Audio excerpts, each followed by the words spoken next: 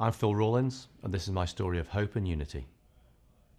The accumulation of everything that's gone on, it's not just been one event or one activity, but it's been the outpouring from so many different groups, so many different people, so many people coming together in unity and standing strong for Orlando and being united and ensuring that this doesn't define us, And so it's been the vigils at Lake Eola and the vigil at Deepak and our game and, the rainbow colors painted down down in South Orlando right now around the roundabouts there, and just all of those things, everything together, I think, has shown that this community is very, very focused on healing and being one and being supportive of every race, color, creed, nationality, religion that makes up this tapestry.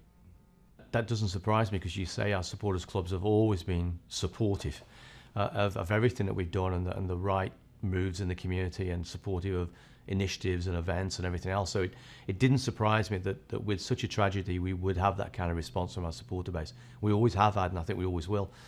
I think a reason for that is because we are a living embodiment of what a community club should be, and we've said that from day one. It's not hollow words.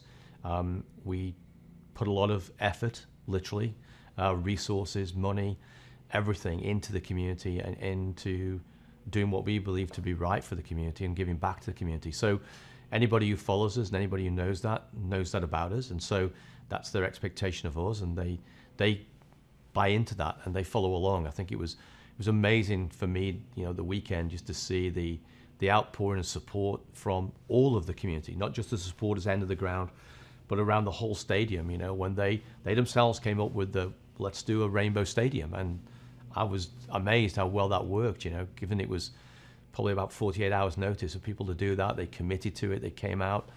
That in itself was very symbolic of how much support we have from all of our fans to do the right thing at the right time. It was always my vision, it was always my dream that would happen. It was always my dream that it would come together. And I think on Saturday, that's exactly what it did. For me, Saturday, I posted this, was the day we became a club, because you saw all those people, as you said, different backgrounds, maybe different beliefs, different views, different ideas, come together as a cohesive unit because they realize this is one family, this is one community. And our fans represent that, I think, as well as anyone.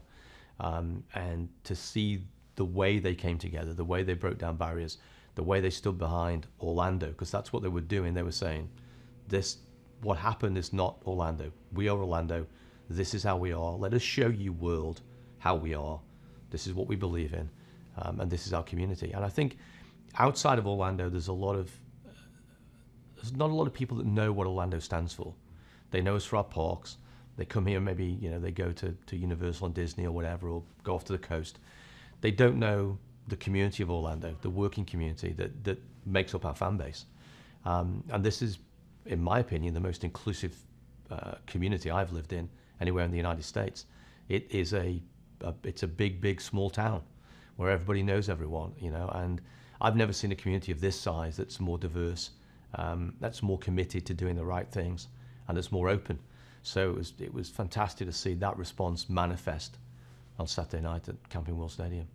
When we sat back it's a week ago, it's 10 days ago now, on Monday of last week, and sat down and thought about our responsibility and what we had to do and what we owed to the community. It was our responsibility to help heal and bring them together. But we didn't want that just to be, and it shouldn't be, a one-off thing. It shouldn't be just about, the 49th minute was wonderful, but it's not, okay, we've done the 49th minute and now we're done. It's not what this football club's about to begin with. And I don't think it's what our community is about.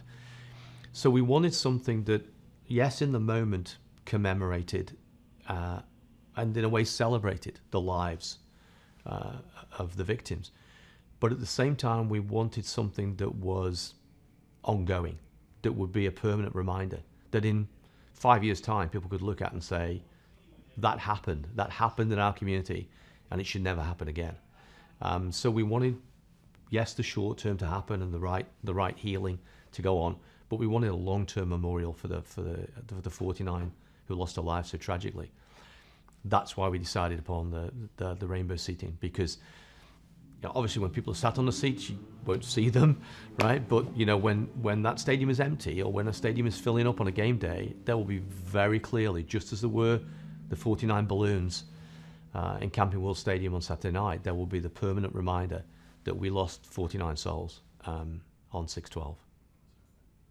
I think we focus on the things that we've seen, the outpouring of love that we've seen from this community in the last 7 to 10 days.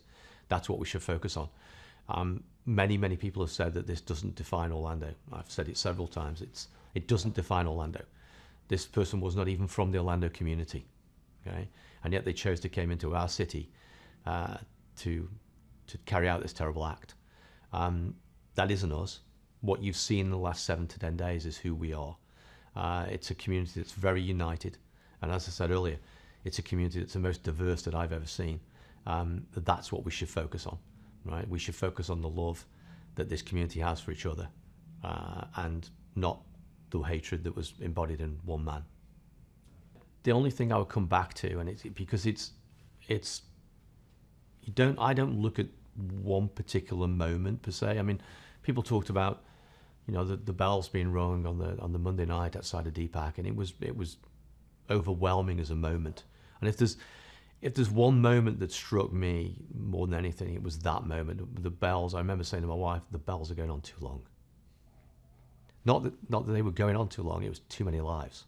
It was too many lives. It was just, that was the piece. If there was one piece that struck me, then it was like, this is ridiculous.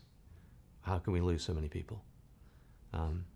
That was my personal moment. But in all honesty, the outpouring of love we saw and felt, and the way the community came together was like a melting pot. One thing just flowed into another.